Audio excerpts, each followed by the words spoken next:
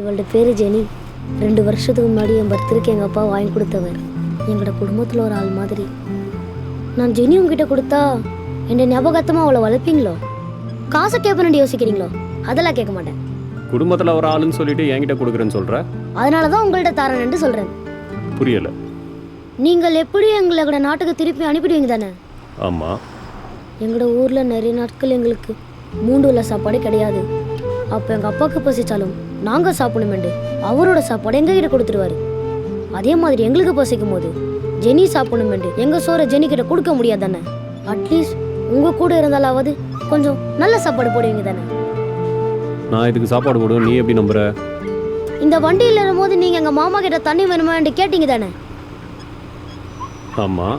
அதுக்கு முன்ன பின்ன தெரியாத ஆள்கிட்ட தண்ணி வேணுமான்னு கேட்டேன். நீங்கள் அதே முன்ன பின்ன தெரியாத நாய்கிட்ட பெடிகிரி வேணுமான்னு கேட்க மாட்டீங்களா என்ன?